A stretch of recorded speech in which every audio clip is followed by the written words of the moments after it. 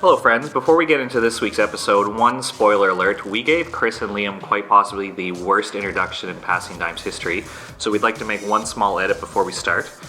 Liam Kopp has already represented Canada 18 times in his young career, which includes U19 World Championships and FISU Games. He's an OVA provincial champion at the adult elite level, and he won the Jason Seneschal Memorial Award from the Ontario Volleyball Association. Chris Towe is a CIS national champion with the University of Alberta. He's currently playing for the University of Toronto. He's represented Canada 3 times on the beach, twice at U21 World Championships, and this year he was the first overall pick into the One Volleyball League here in Toronto. You can judge for yourself on how bad our intros were, and we hope you enjoy the show. Hello everyone, welcome to Passin Dimes Dallas. Welcome back. We snuck out some bonus episodes. The fans haven't heard your voice in a while. No, it's been a nice break for the fans, but I'm back. And no, I haven't died. Confirmed. Not dead. Well, this week we changed it up a little bit. Not only do we have one guest, we have 2 guests. You know what?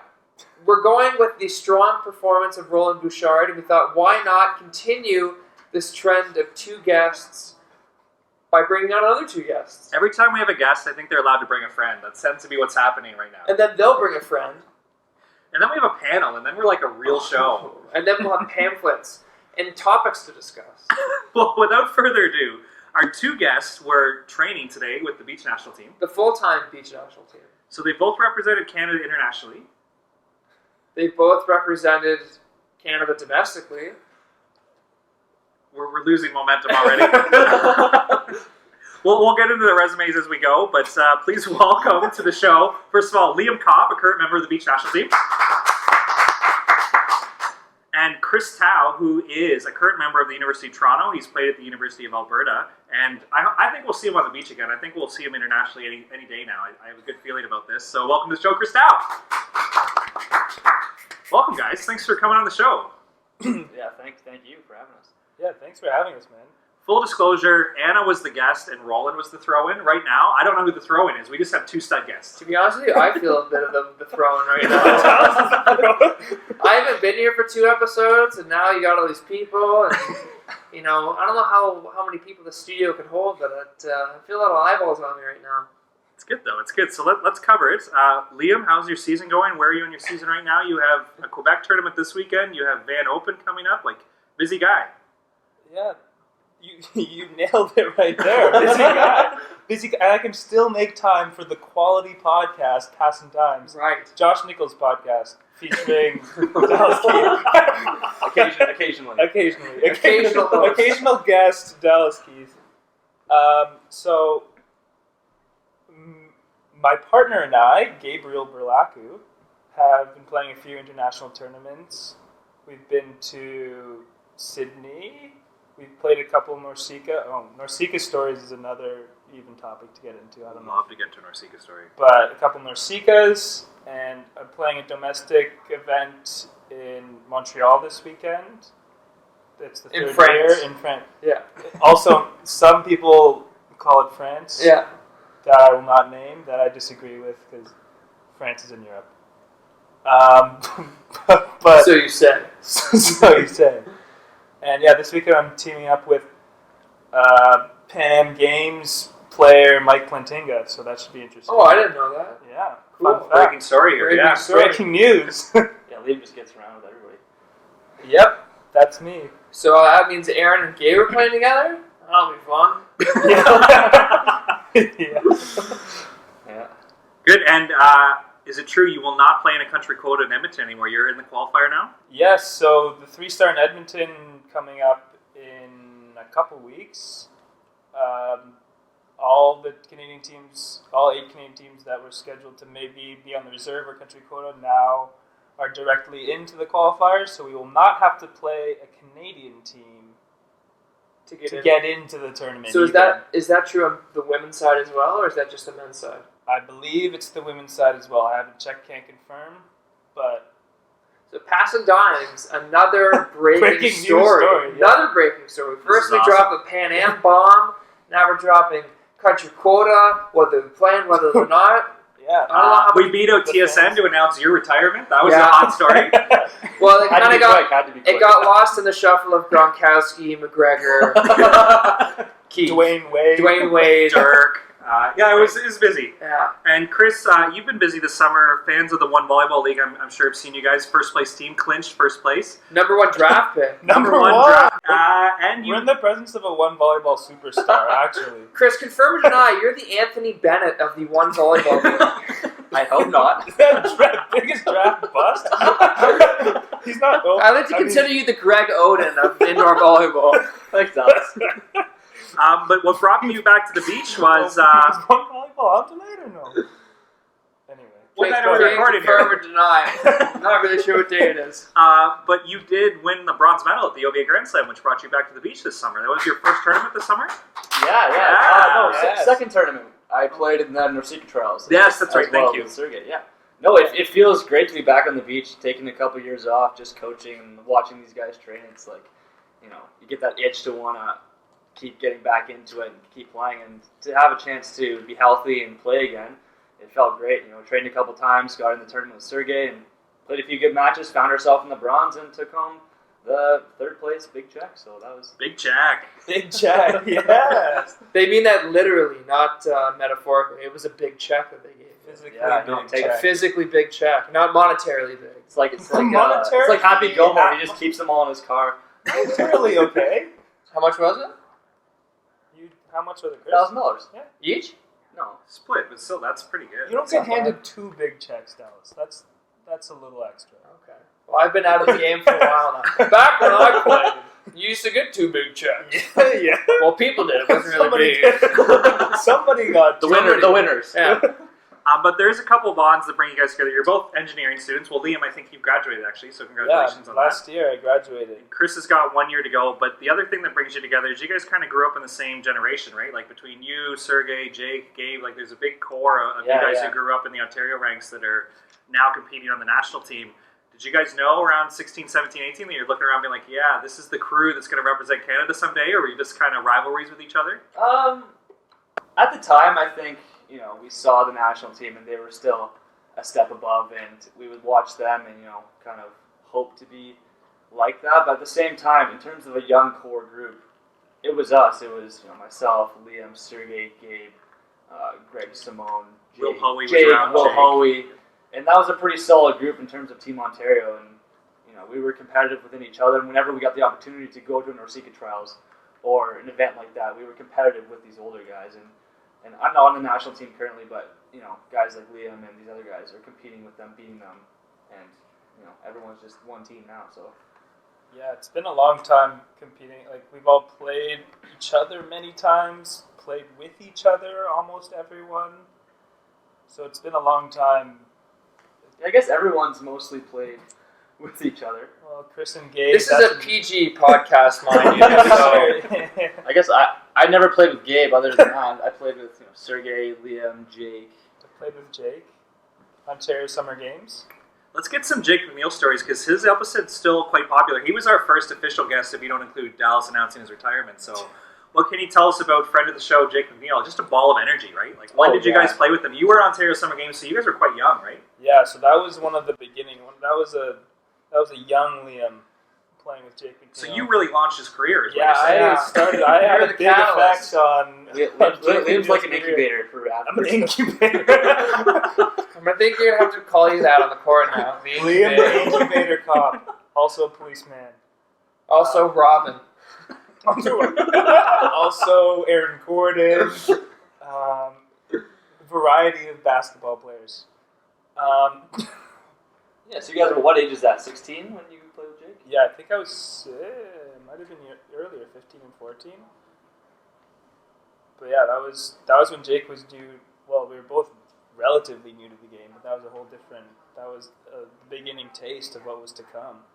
Yeah. But Chris actually played with Jake for a full season, so I'm sure he I think has two more. full seasons. So Jake and I played. Like him and I kind of shared. Well, him and Sergey shared me for a year because I went to Worlds with both of them. Nice. So we kind of split time like half and half. And unfortunately, that year Jake and I lost in the qualifier of U19s. But the summer we played fully together, we actually got to go to U21 Worlds in Switzerland, in Lucerne. And it's a bit of a sad story and disappointment. Something that we still hold on to is that it's a pretty funny story. We're in Lucerne, 2 days before the main draw, and we're walking down the boardwalk towards the courts, and there's like a lake in the middle. I don't know if you've ever seen it, but there's all these signs along the lake that in German have writing, but we have no idea what they say. Jake's found. It's really weird that there's German and writing in a Swiss lake. You would have thought it would be in Swiss or Swiss French, German. Swiss German. or I don't know. I think they speak. German, Don't they French, speak and like Italian. a Swiss German? They're like a variable of languages. Why can't they speak Variable. English? They're variable. Yeah, Jake's bouncing this ball and he drops it in the water. So he just dives in the water, takes a shirt off, and goes and gets it. But as soon as he got in the water, a crowd of like 80 people are surrounding us and freaking out, and they're looking at Jake like he's like absolutely lost his mind. He's just swimming up to get the ball and bring it back. And he comes back in, tosses me the ball, and we're on our way. We have no idea why these people are freaking out. Little do we know the lake's infested with some like major swan bird disease, and the two of us just got like violently sick and lost like 10 pounds each. Oh my god! like a day before the main draw. So the main draw starts, 8 degrees, pouring rain. We're just so sick, and we still make it out of our pool somehow, but barely. And then as it turns out that like the draw for the playoffs had Mullen, Sorum, Stoyanovsky, Yarzukin, like George from Brazil, all on the other side. So we're just thinking like, how does this happen? Like perfect, lineup to the playoffs. We're just so sick, and we couldn't even like string together 3 Sick, points. physically sick. Yes, physically. Not like gnarly sick. I wish it was the Jake nice was kind of sick, sick. but yeah, we just could not even like play 2 points, call a timeout, and that was it for us. So a bit of a missed opportunity there, but yeah, that's. But I think the team you lost to is actually a FIVB main draw team still. The Finland team? Yeah, They're like at the actually time good. they weren't great, but they're doing well now. Is it the same two? Nerman, And Siren? Yeah. Yeah, they're actually good. They're seated high at Edmonton, I think. They're main draw. Nice. So our joke is we got the swan flu. There's like swine flu. We got the swan flu. Well, that beats your travel stories with Jake, Dal. Like you had a couple good ones when you guys were in No. Australia. Yeah, my favorite story about Jake actually doesn't involve me being there, but we had he told me that when he was in Thailand with your partner Gabe Burlacu, that the Aussie guys were sort of giving Gabe a bit of a hard time, and I was just curious, did any of that sort of manifest itself when you guys were there in Sydney this year? Like, were any of them sort of giving him the business, or Giving them the gears? yeah? Not while I was watching, so maybe it happened in the background. But I bonded with the Australian guys pretty well, so Jake would tell me stories about like they'd be in Thailand and they'd be hanging out, and one of the guys, like they all be in the same room, and someone would go like, "Hey Gabe, you want to get me a beer?" And Gabe would be like, "No, I'm not going to get you a beer." And then That's someone the would, Gabe voice? yeah, it's the Gabe voice. Someone from the other room would be like, "Oh, surely Dow would have gotten you a beer." And then they go, "Oh yeah, Dow would have gotten me a beer for sure." So they would do that for everything. Like, "Hey, Gabe, go get me a sandwich." She'd be like, "No, I'm not going to get you a sandwich." She'd be like, "Oh, Dow would have surely gotten me a sandwich." Surely. Surely Dow. Surely. And then someone would chime in, "Oh, of course would Dow get me a sandwich." That's Is that where Jake got that? Surely. Yeah. Oh, Jake likes to pick up things of people that he has little man crushes on. So, Surely there's a man crush on the Aussie guy. yeah, surely there's a man crush. Give your head a shake. Give your head a shake. Yeah. Nice. So that covers Jake. Let's see. Doesn't really. Like, it's a You're snapshot. picking on my guy now. It's a snapshot Yeah, of Jake. I think Jake McNeil needs his own podcast. I if we need did listen cover to Jake's intro, and he got a way better intro. Yeah, than we did. got. We were really I guess these prepared. guys kind of guys. Yeah. I should have mentioned all the youth worlds and all the tournaments Yeah. I've been to. I can re-edit that. Yeah, we go have the back. power. Champions. We have the power. Championships. Provincial champion. Provincial champion. Liam, 18 provincial champion. You're No, you're U Sports. You guys won in Alberta your first year, right? Yeah, we got He's a we national did CIS champion. back then. CIS. Oh, we missed some. I missed Yeah, so much. Sorry, CIS guys. champion. No, yeah, I did. I was on the bench at the time because you have a team with Still Riley counts. Barnes, Nick Yeah, Warwalk. still counts. But yeah, it still counts. Got a couple medals to be a part of, so that was cool. Oh, go ahead. No, Nick LeBlanc has an OUA championship. Shout out friend of the show, Nick LeBlanc.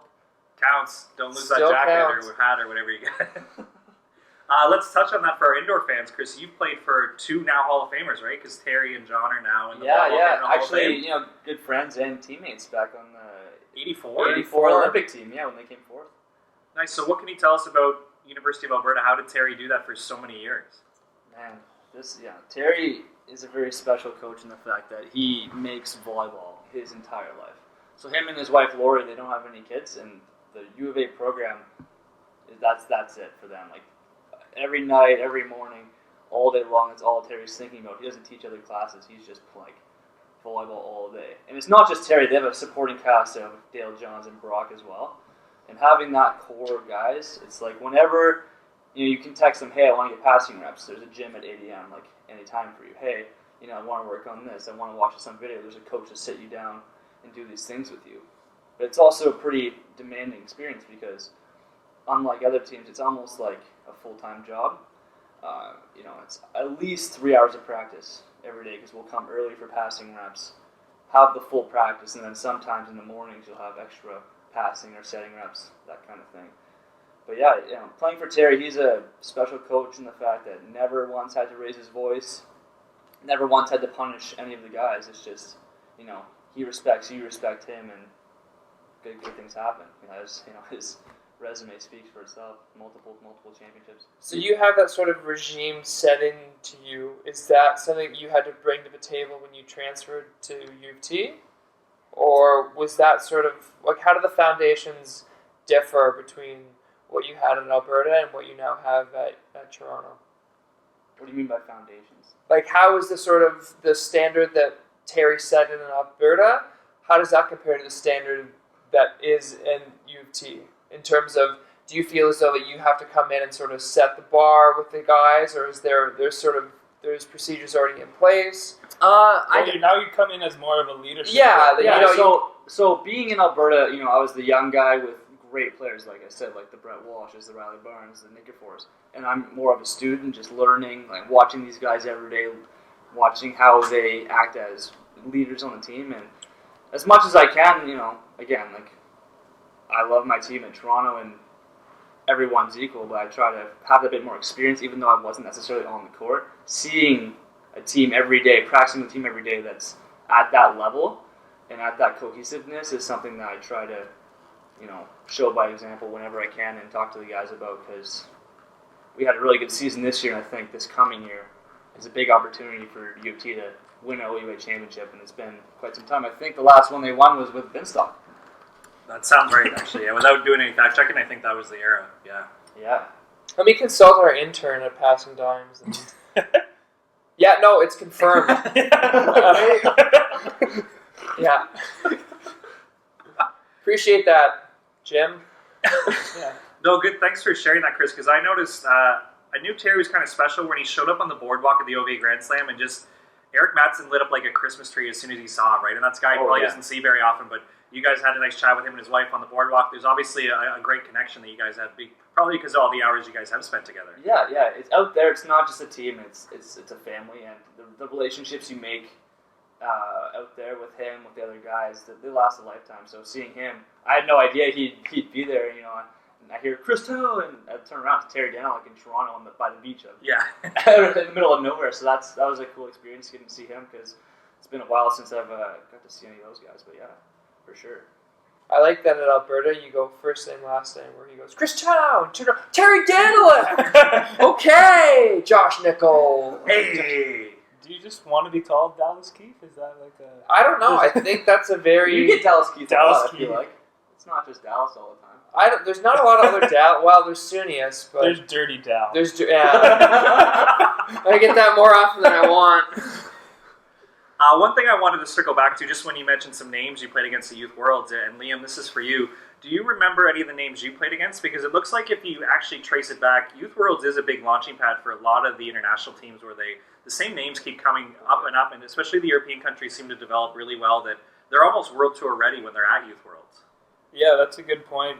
You'll see the teams that you play at the Youth Worlds, you'll see their names coming up again and again. So I played in my pool at Youth Worlds that I played with Will Hoey. We had Brill, who is currently playing the World Championships. He's ranked. He's a top. I think he's 10, top 3. top 3 maybe in the world of Fijalik. So he was in our pool. He also ended up winning that tournament. And the other team we had was an Austrian team. One of them was Martin Ermacora, who also is a World Tour guy. World Tour. I don't know how he's ranked right now, but he's a main draw-ish player. Pretty high up, I think. And then another team we played a U.S. team, but I think they got married instead, settled down. He's got a real job. Different life choices. Yeah, they made different life choices. So, Although, yeah. That's funny that you say that because Sergey and I also played Ermacora and Brill at RU21 Worlds as well, and Brill won that tournament too. Yeah. Poland seems to take Youth Worlds really seriously. I think even in your year, were you Cantor Luziak's year? Every Worlds I played, Cantor Luziak won. Nice. I went to 3, and they won all of them. Yeah, they're pretty dominant. Anyone else that you didn't play against that was just in the tournament that you got to?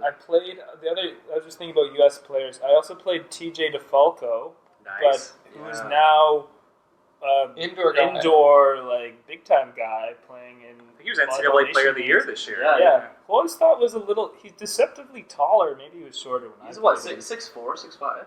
He's just a skinny guy. But he has highlights on FIVB volleyball. Like he's So that's 2 guys who have a win off. Who else did you say had a win off of TJ DeFalco? Jake, Yeah. the real deal MacNeil. And Andrew Richards beat him in a Norseca For qualifier That was for Youth Olympics, for right? Youth Yeah. Olympics. Yeah. But I don't know if we played. That was actually another tournament I played with Jake. Maybe the Hermosa one. There's a Hermosa Beach Elite Invitational Performance, whatever. Performance. Yeah. I don't know if we played TJ. But I won't say his name, but for obvious reasons. But there's a USA guy that I played against in one of my international tournaments who ended up playing, who took the indoor route as well. And when I was playing last year overseas, one of the USA guys, I said, "Oh, how's so-and-so doing?" And he goes, he got relieved of his contract because he got caught using steroids. Wow. he was juicing. Yeah, he was juicing. And then, I forget who it was, but I think it was the same guy, was at an AVP, and he was recording.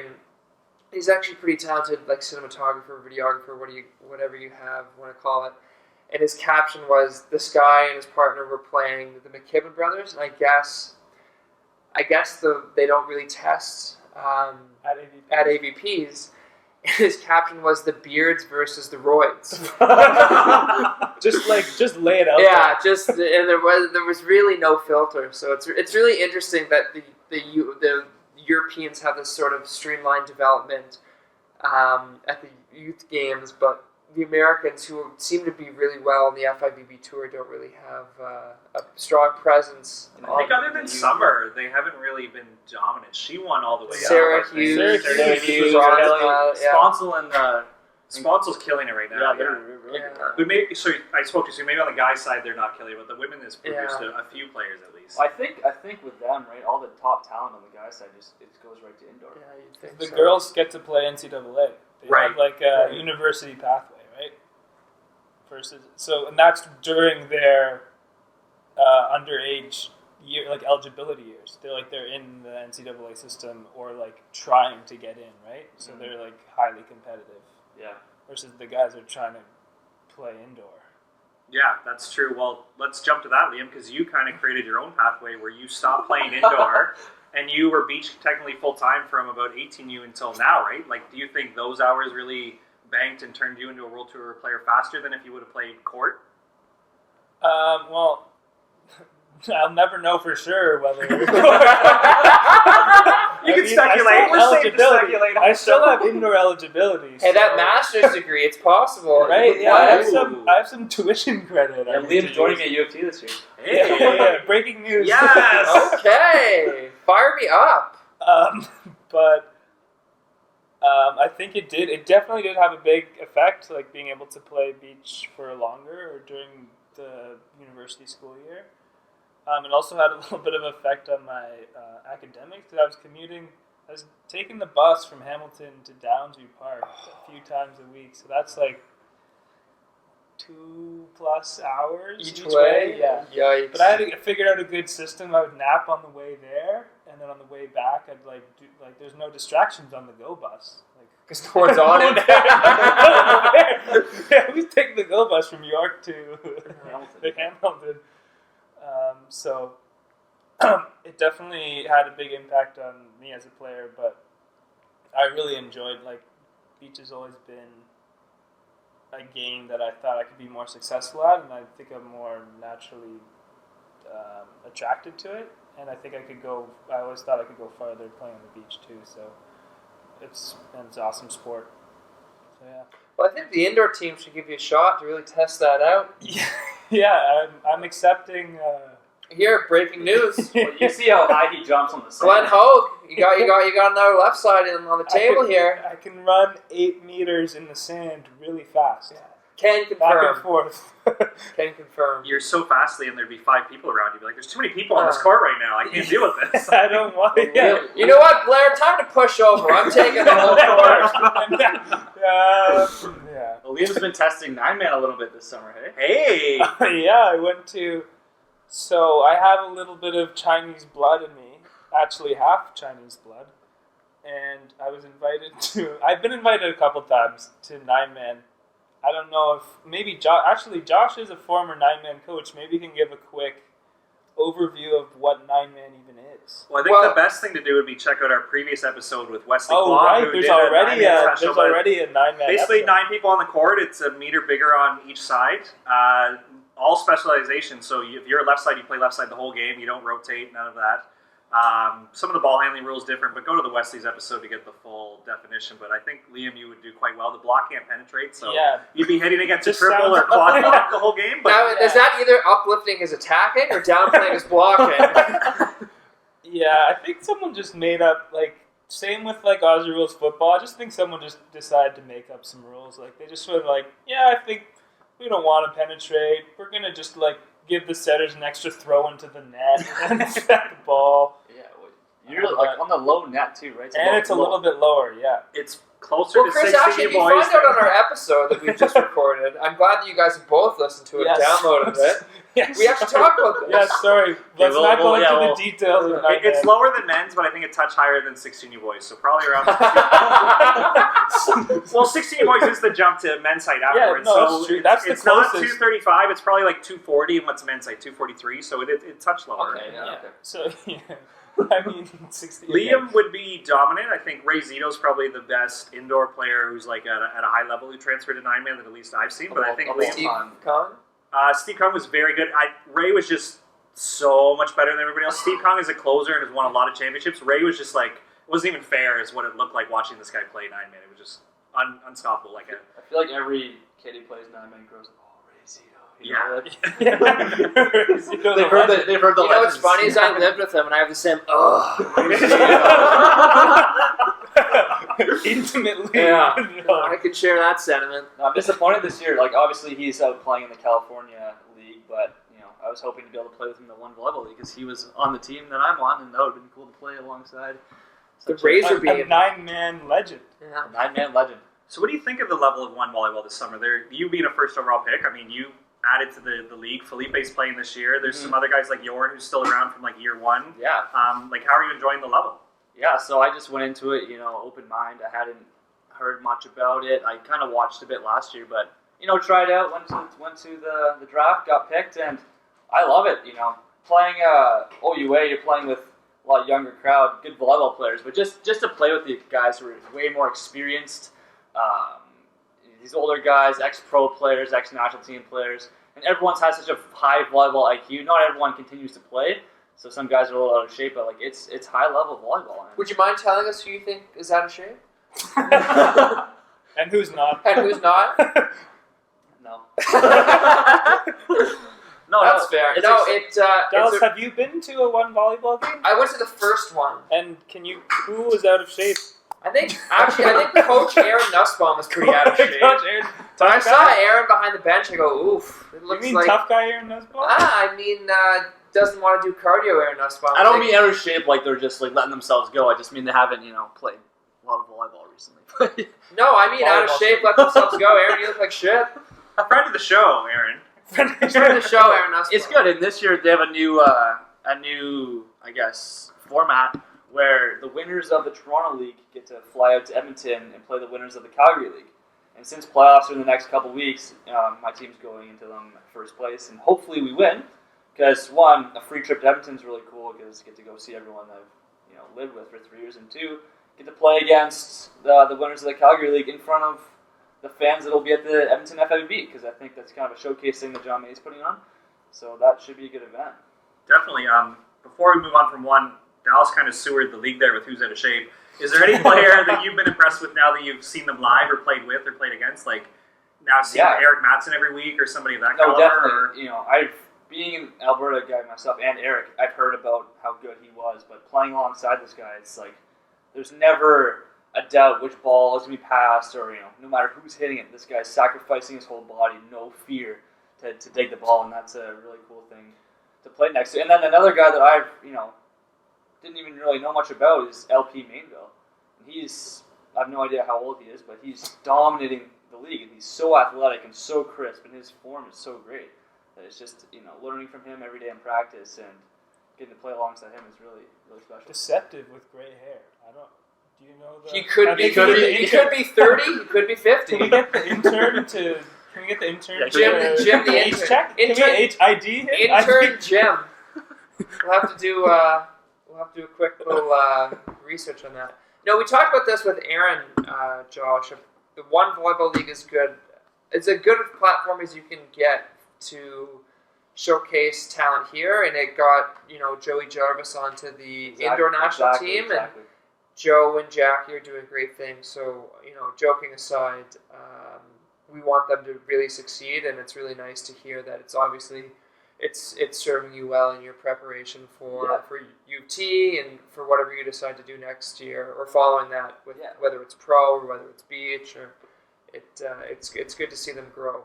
It's not there yet, but if it could get to a point where it's a pathway to go from one volleyball, let's say, to a pro contract, that would be pretty amazing, right? You know what? I got the Serie A contract. I got this one volleyball contract. But they don't compete though. It's different seasons, right? You could argue it's like the CFL and the NFL, really. Certain players have used the video from one volleyball and at least got an offer. Like I think Stefan Ristic and Patrick Stojkowski are two guys that without the one volleyball league, it didn't really confirm how good they were because of the tape they had in the OUA. But as soon as you see them play in one volleyball, then they kind of launch. I think Uchenna would be in the same boat where it's kind of like, we know he's good, but does a European guy really know how good Ryerson was at that time? So kind of confirms for the agent that these guys can play, and then I think it helps just confirm that we knew Steve Hunt was legit, Jory was really, really good, Ray's really good. Like, those guys have moved on, but with the one league, I think that really helped confirm that.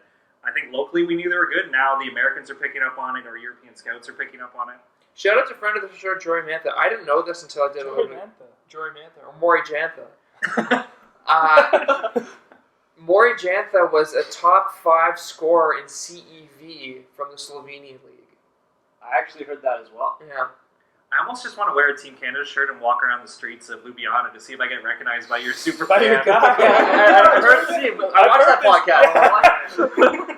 Or listen. You don't actually watch podcasts. No, show me how you would watch a podcast. Well, I watched the little voice thing. Look at the picture. No. My mom watches every podcast. Yeah. Your mom. I'm still trying to convince my mom. Thanks, Mom. I'm trying to tell what channel my mom thinks our podcast. So.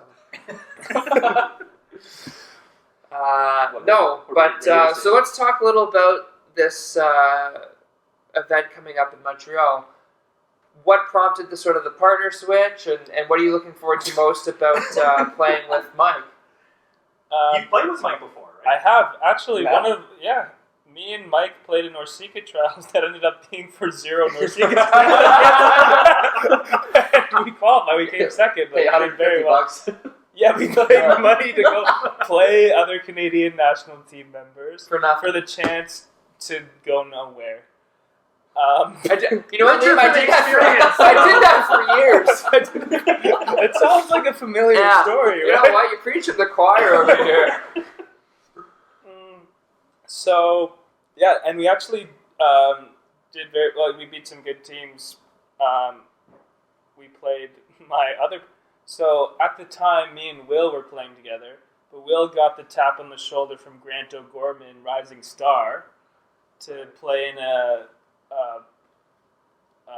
demo tournament, I guess, test tournament to see how they would do. And Tryout. Yeah, so, and Grant was playing with Mike at the time, so we did the little swap. So I played with Mike, and Will played with Grant, and me and Mike won. So Will failed the test. I guess. Well, seeing as Will is not playing big time. seeing as Will and Grant are not currently playing together, I guess The writing's on the wall. Yeah. But yeah, and then we also played Aaron and Snake, I believe, too, in that tournament, and we won. Team Cat Shorts. Team Cat Guy, yeah. And then we lost to Jake and Gabe in the final. But it was actually, I had a really good time playing with Mike. He's very, supportive partner, very, very consistent. He's very disciplined in the way he plays. And he's gotten a lot better even since then. So I'm excited to play with him. He's recently qualified for the Pan Am Games. Where did you hear that? Been a dad. I recently heard, there was this podcast that I heard that broke the story for me. That Ooh. couple quality guys, or Josh Nickel and featuring yeah, some jabroni. And so yeah, the recent dad also. Yeah, he's gone through a lot of life changes since last time we played, but I mean, still Mike Plantinga, and it should be good this weekend. So, have you played in Quebec, Chris? Yeah, I think Sergey and I played once at Boucherville. So tell me about, in Dallas, you can hop in on this too, tell me about the adult scene in Quebec, because Simone told me today 38 men's teams are signed up for this tournament. That is huge. I can't remember the last time as an OVA former staff person we had 30 teams registered for a tournament. There's got to be, you said when you started working at the OVA. Around 2009 or 10, there was 3 tiers. Yeah. That's a long time ago. Yeah, of Quebec teams, 3 tiers? In the OVA, we used to have a double A, single A, and elite. Yeah, elite, double A, single A. So that's got to be close to 20, 30. The present day, it hasn't been very close. Maybe during Grand Slam, there's sometimes 2 tiers if there's enough elite teams to. So the culture, what's the money for this one? Is it? They're paying. I think it's 2.5. I can't. It was going to be dependent a little on registrations because some of the registration money was going to go in. But I think right now it's at least $2.5 grand. If it was anything like Boucherville, it was the most ridiculous prize money setup ever. The first place got $2 grand. Second place got $200. Because they promised. It's because they promoted it as $2,000 for first prize, and then. I think I got second in Boucherville last year, and I think we split $750. And I think first place was $2,000. It was a huge difference. And then third place was $50 and a pair of sunglasses. Yeah. Speaking of Boucherville, I have a funny story. So there's some characters out there in the Quebec circuit. So the one team we were playing, a couple older guys. This guy hit Sergey peeled off the net. This guy hit a shot at Sergey, and he dug it with his hands. And the ref called him on hands. And Sergey was arguing that, oh, no, that was hard driven. And the guy says, if that was hard driven, I would have broke your fingers. Dead serious. Just letting him know. Didn't you make friends in Quebec skyballing, Dallas? Oh, yeah. Well, I mean, yeah. So friend of the show... I'm laughing because it's such a ridiculous story. I heard about this, too. Oh, yeah, so Sarah Bedard. Sarah Jean. Thank you. Bedard. Thank you. Friend of the show.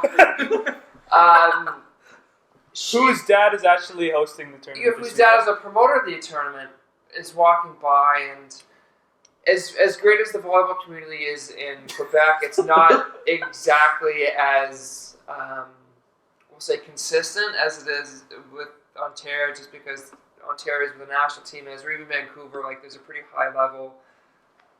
In Quebec, for as diligent as they are to promote the sport, the level drops off about the first or second team. So we're playing a team that's sort of not really at our level. Sarah walks over to me and says, "Hey, Dallas, you should skyball."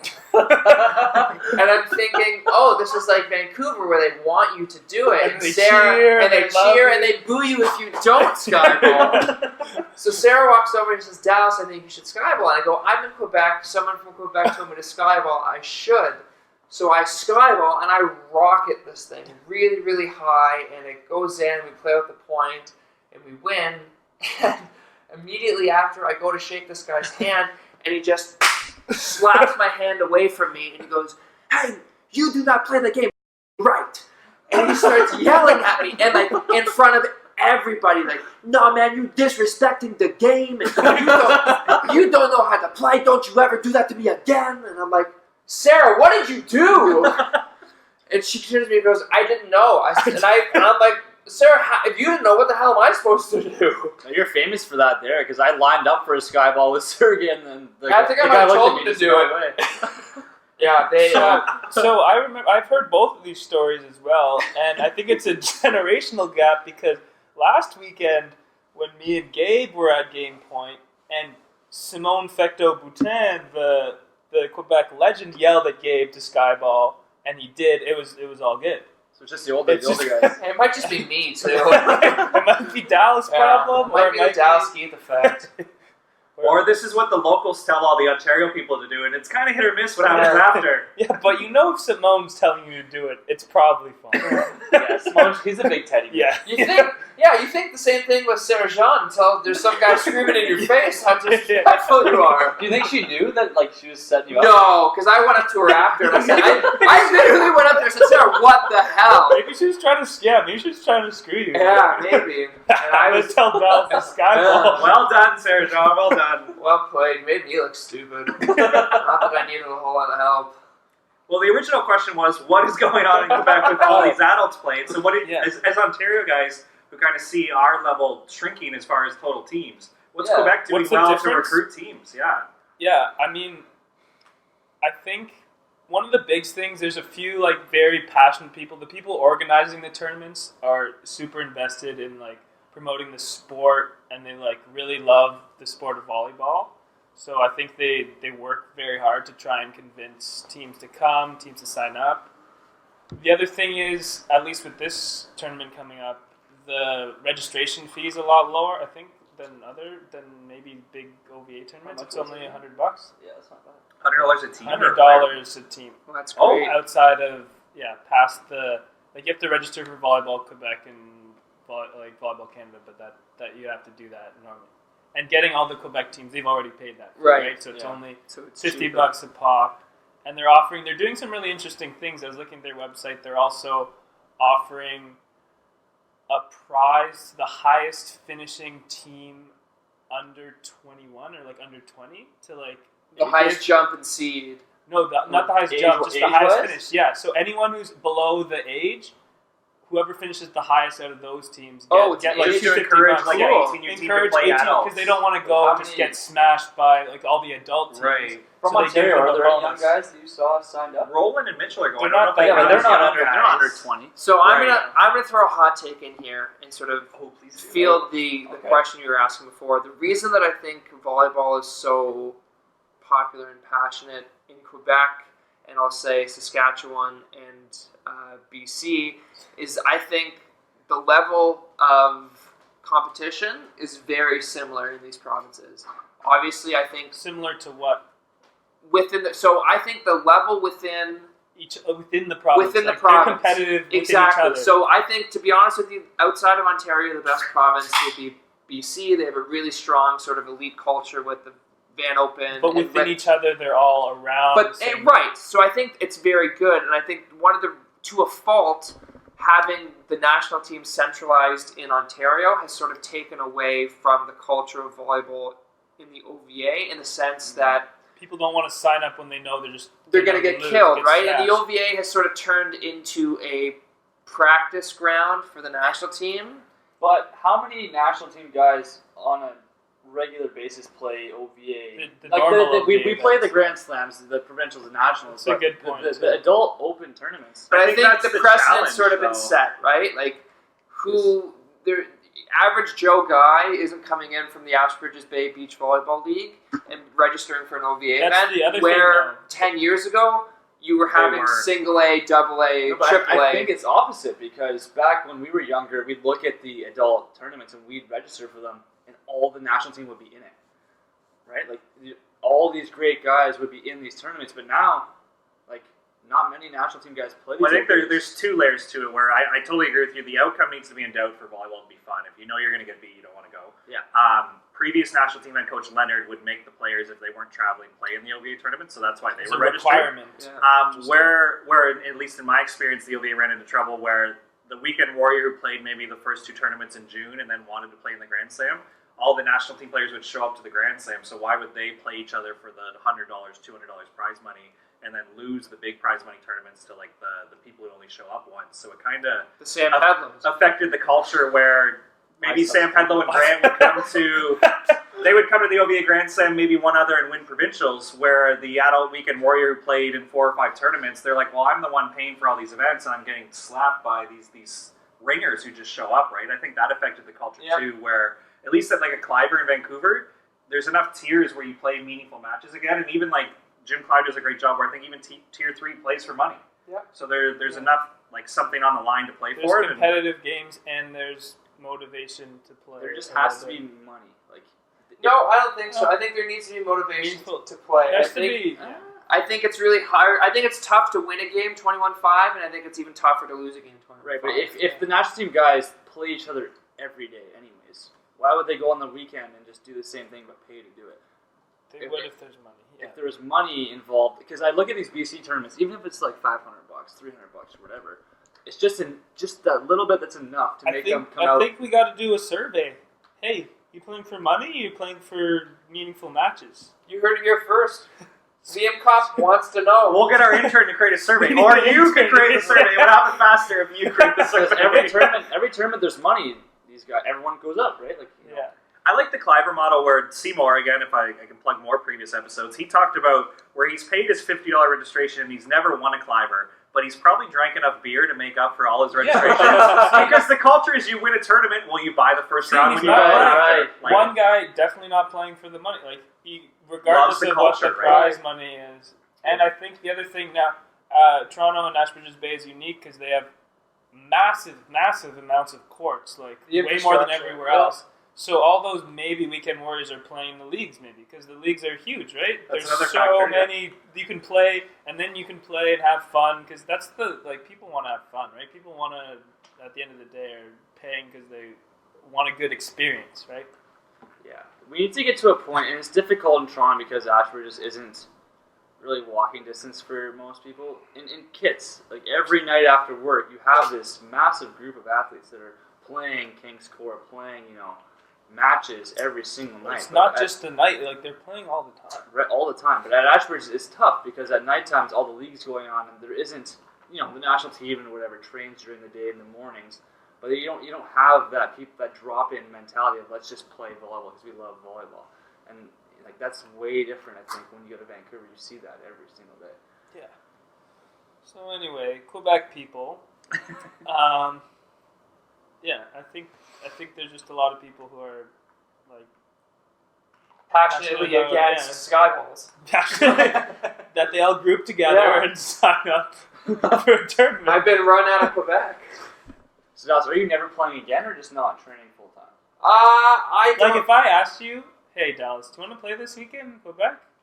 I would probably play. If you asked, I think you got a shot. If I was going to play with someone that I would like to play with, like if one of you guys were like, hey, let's go and have fun, I would be like, like I'm pretty sure we would go, like, and this is 100% my ego talking, but I'm pretty sure we would go there and win.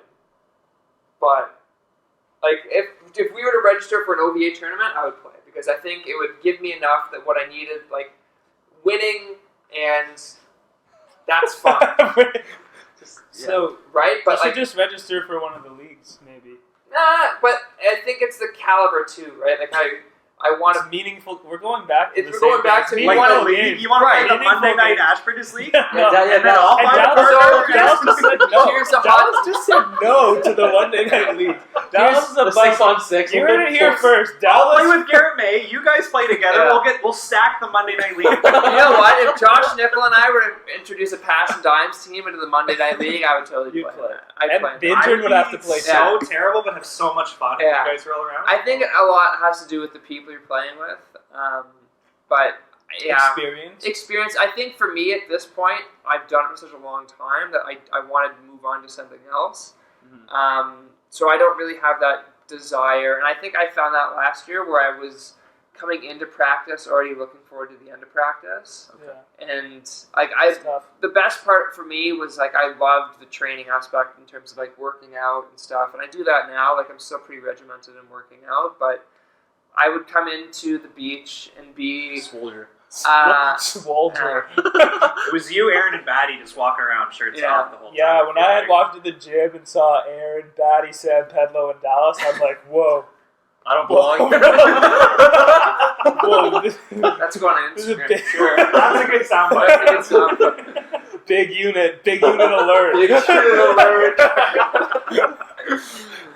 And he's not talking about our muscles, ladies. We're the opposite. Liam and I have been referred to as Team Twig, so we don't really fit that category. Can you mention who gave you that title? Andrew. The one and only. The one and only Andrew Coker. Andrew Coker, who's packing on a lot of positive weight. Like he's, what did he tell you? He's 205? He's heavier than me right now. You called him a little heavy. I think he's just gotten bigger. No, he told me he's put on 40 pounds in the last 2 months. Wow. He's working out twice a day. So that means...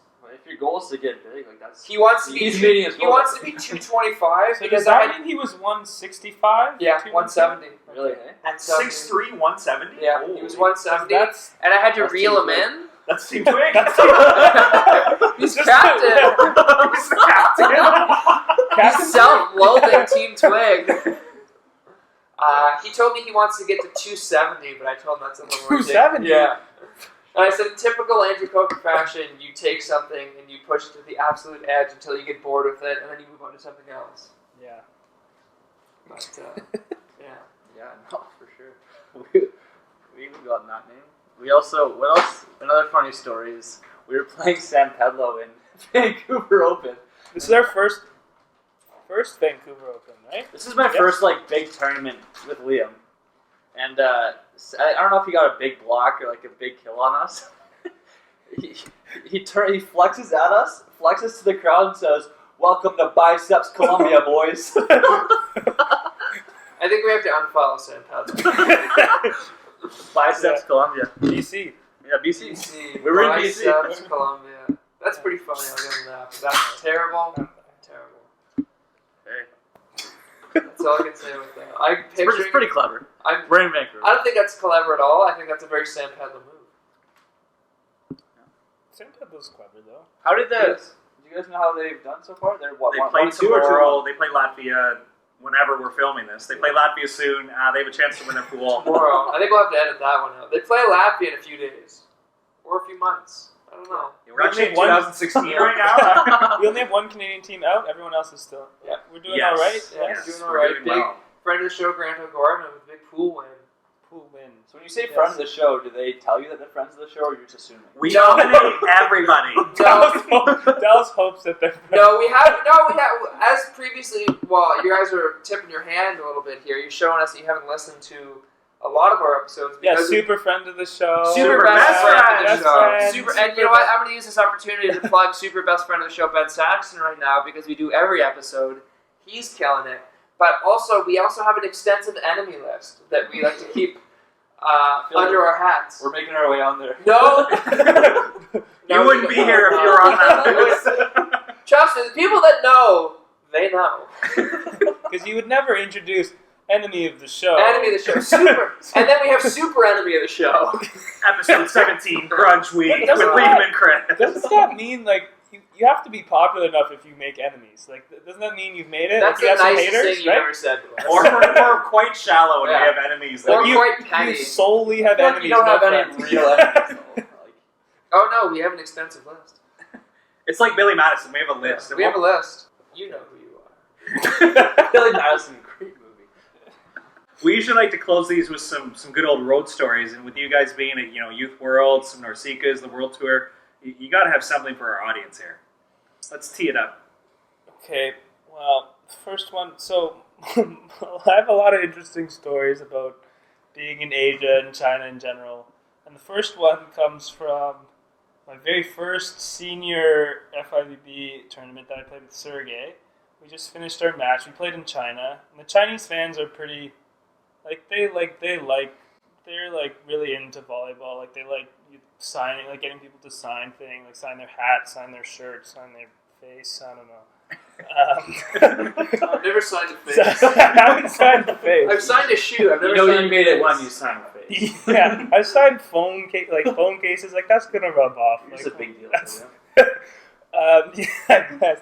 So we come up. These girls come up to me and Sergey after. So they look at Sergey and like, "Oh, you're so handsome," and then they turn to me, "Oh, you're so young."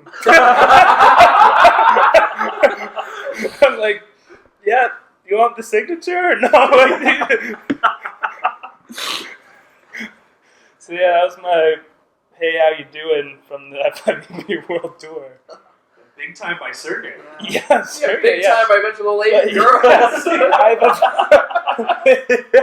Yeah, but now that I've grown like 10 more facial hairs since then, the You most can't wait to recent- go back. No, I have been back, and this time I got the most recent time I was in China. I got so one of the tournament coordinators knocked on my door.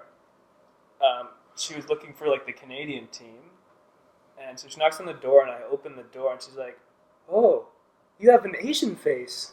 I'm like, what do you say to that? Like, yeah, like, why are you not... Only half. Yeah, only half, and like, do you have something that, like, do you need me for anything? Oh, you're very good looking. You're so handsome. Like, so I did eventually. Now I get the handsome too. I don't get the "you're so young" anymore. And apparently I got a discount on the cab ride home.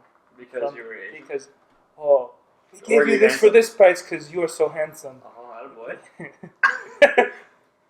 And they made me pay more. Yeah. But yeah, they're a little confused, I think. You can't complain about being handsome. Yeah, I can't complain. I'm not complaining, but I think they don't get to see a lot of people that look like me, so they just speak their thoughts loud in China. Like, they're very, like, open. Like, they'll just come up to your face and tell you what they're thinking, so... Because you're pretty tall, and then you got I'm tall. the red, right? I have a little bit of red in my beard, but I have, like, small eyes. I'm slim. I don't have black hair. See, I think that's the biggest tip-off, is that They can tell that you have. they can tell that I'm not quite like everyone else. There's something brewing in that gene Yeah, I pool. know there's something off. There's something off with you. The same thing with, like, the flight attendants. I think they're not sure whether to, like, on the Chinese flights, whether to, like, talk to me in Chinese or not. So, like, they're like, sometimes they go for it, sometimes they don't. Ni hao. Question mark? Can you speak? I can't speak. So the thing is, my mom was born. Well, my mom was born in the States, actually, in Maryland. So she did Chinese school. She grew. I think her first language was Chinese, but she didn't get to, like, she can't speak it right now. So I don't have a parent that speaks. Right. But you do have a Chinese name. I do have a Chinese middle name. Yeah. Would you like to share? Chris can tell you. So Liam's Chinese middle name. Well, there's always, every once in a while, people go with the, like, oh, I'll guess your middle name. Like, I'll give me the first letter, I'll guess your middle name. And I say, like, no, like, don't do that. Don't, like, Please, don't. that's enough. Please don't. I'm like, no, I'm really good. Like, I want to try. I'm like, no, never, ever. So yeah, Liam's like Chinese name is Rickshun Hoey. And it's really interesting. When I heard that, I was like, wow, like that's pretty long. But yeah, Rickshun Hoey. Yeah. Fun fact. You can totally play 9-man. Just bring your birth certificate. After that, start getting started. Have that Rickshun Hoey. Yeah. You really stick the landing with Kopp, eh? Yeah. Yeah. Kong. Yeah, because the funny thing is, yeah, my visibly minority mom, who's Chinese, speaks, like, perfect unaccented English, and my very Caucasian, red-headed dad, Czechian, Speaks fluent speaks heavily accented English. And funny story, though, actually, though, before I was born, back when China was never visited by the Western world, really, my parents took a trip to China, and they took a few Mandarin lessons before they went. And my dad, because he grew up speaking a bunch of different languages, Russian, German, Czech, Slovak, he picked up Mandarin a little better than my mom, who was visibly Chinese. So when they went to China, first of all of them would try and pet my dad's arm hair. Because they've never seen someone like that. And he had red hair too. So that was funny. And the second thing was they go up to my mom trying to speak to her in Chinese, but she couldn't understand. And then my white dad would speak to them in Mandarin, and they were like shell-shocked. What is this red devil doing? He's long hair, he speaks our language? What is going on? That's funny. Yeah, that's funny. Like when you go there, they just, Yeah, the times have changed now with social media. Like, they know that white people exist now. Yeah. But yeah, it's still different, especially for volleyball when all the volleyball world is way taller than the average Asian world. So like you get a ton of weird looks. And when I was playing Asia, most of the time I was playing with Will Hoey, who's 6'11". So even in Canada, he gets interesting looks. So let alone walking around in Asia. And I thought it was just him that people would like. We'd walk through, like in Manila and Philippines, we'd walk through the mall, and everyone would like be turning their heads. They'd be like giggling and like laughing, and like I was like, oh, how many like times of course it's Will. Like, yeah, exactly. No one sees that. That's what I thought until one time I walked through the mall alone, and like. The exact same thing happened. So it was you. So maybe it was you. Mom, he's so young. Yeah. But like, I've never felt a thing like that. Like, it was honestly like being bullied.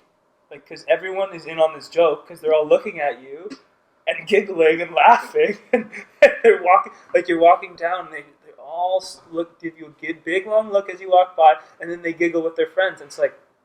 I want to know, like, tell me what the joke is. I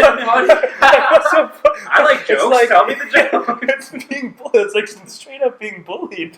That's great. Yeah, it was definitely an experience. Well, I think that does it for episode 17. Sweet. Thank you so much for coming on the show, guys. Can't thank you enough. That it's Bring a Friend Day, but we got 2 good ones now. This is awesome. It's great. Bring your friend to work day. Yeah, exactly. So I came empty. We just couldn't choose, we couldn't choose who the best beach player was, so we just brought both of them on the show. Right. Now we were partners today, so maybe it's like a partnership episode. Did you guys win a lot of drills today? Yeah. Dominated practice, good. Yeah, good. Yeah. Sweet. So, Liam, good luck in Quebec with your soon-to-be full-time partner. Breaking news on Passin Dimes. No, it's a one and done. Mike's got Pan Am and Edmonton. Mike's got a few commitments. He's got a few commitments. Let's plant the seed, though. And Chris, anytime we see you on the beach, it's always a welcome face. Well, I'm playing Quebec as well, so... You and Sergey? Or yeah. Nice. So hopefully we can beat Liam and Mike. Awesome. Always great seeing you on the beach. Yeah. Hopefully we see you on the national team sometime soon. But we know you got those indoor commitments and you got to finish your education. So best of luck with everything you got going on. And best of luck with One Volleyball. Hopefully we'll see you in Edmonton when you guys take it down. Thank you. That's the plan. Sweet. Any last thoughts here, Dal? Yeah, actually, I was thinking if you enjoyed this podcast and wanted to listen to other ones, you should follow us on Instagram. Be sure to download and subscribe to us on Podbeam, Apple Music, and Google Play. What a closer. 9 men. And that's how we're going to end. Thanks, Josh. Thanks for listening, everybody. Thank you for listening to the Liam, Kopp, and Chris Towe Show. We hope our Canadian friends had a great Canada Day and that our American friends enjoyed their 4th of July celebrations. We've added to our already great episode database lately with Brandy Wilkinson and Wesley Kwong, or Liam's favorite player, Aaron Nosbaum. If you're enjoying the episodes with double guests, please check out Sean Furneaux and Dave Cousins, Anna Dinswen and Roland Bouchard, or Seymour and Jody C. Leave a 5-star review until Dallas's appeal for a 6-star goes through, and keep those comments coming. Stay excellent, folks.